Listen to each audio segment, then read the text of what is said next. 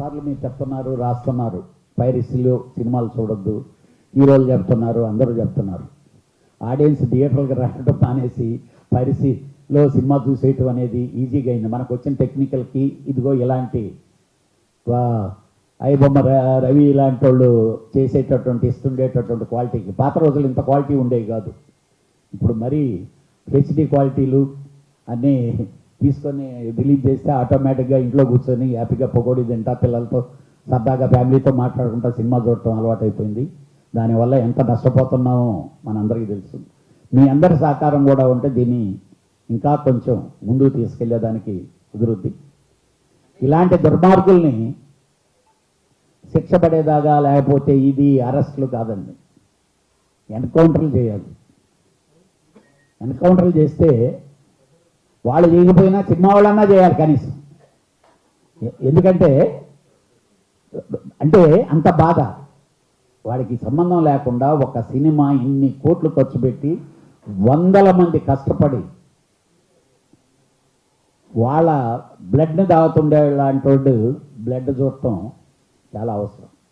డెఫినెట్గా కమింగ్ డేస్లో ఒక్కడికి కానీ అలా జరిగితే నెక్స్ట్ వాడు డెఫినెట్గా ఓహో మనల్ని కూడా ఉంచనీరేమో, అయిపోతారేమో అనే ఫీలింగ్తో భయం వస్తుంది.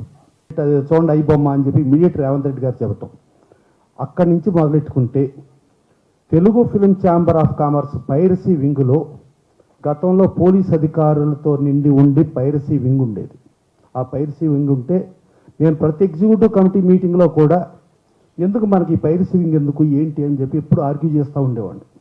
ప్లస్ ఆ పైరసీ వింగ్లో కొంతమంది పైరసీ చేసేవాళ్ళు కూడా నా దగ్గరికి వస్తూ, సార్ ఇక్కడికి వస్తే మేము దొరికిపోతాం సార్, అందరూ వాటాలు పంచుకుంటారు సార్ అనే రేంజ్ నుంచి అప్పుడు ఆ పోలీస్ అధికారుల సెక్షన్ పక్కన పెట్టి మణీంద్ర అని చెప్పి వీళ్ళందరినీ ఒక యూత్ టీమును పెడితే యూత్ టీము జెన్యూన్గా ప్రతి నిమిషం కష్టపడి వాళ్ళు ఈవెన్ పోలీస్ స్టేషన్కి వెళ్ళి పోలీస్ స్టేషన్లో కేసు ఎలా బుక్ చేయాలి, అసలు ఎఫ్ఐఆర్ ఎలా తయారు చేయాలి ఏంటి అనేది వెళ్ళటం, మళ్ళీ జ్యూరిస్డిక్షన్ ఇక్కడ కాదంటే ఇంకో చోటకి వెళ్ళటం, అట్లా ఎంతో కష్టపడి ఈ మణీంద్ర టీం చాలా కష్టపడ్డారు. వాళ్ళ కష్టపడిన ఫలితం నుంచినే వాళ్ళు ఇచ్చిన కంప్లైంట్ ఆధారంగానే పోలీసులు టీం స్టార్ట్ అవటం. ఇది సివి ఆనంద్ గారు కమిషనర్ గారే చెప్పారు ఇండస్ట్రీ అందరికీ. సో అట్లా స్టార్ట్ అయ్యి ఆ సివి ఆనంద్ గారు దాన్ని మూవ్ చేయటం, ఆ మూవ్ చేసిన దగ్గర మనకి కోకట్పల్లి సినీ పోలీసులు అక్కడ ఒక థియేటర్లో పైరసీ ఫిజికల్గా పైరసీ చేస్తుంది, అది తీయటం.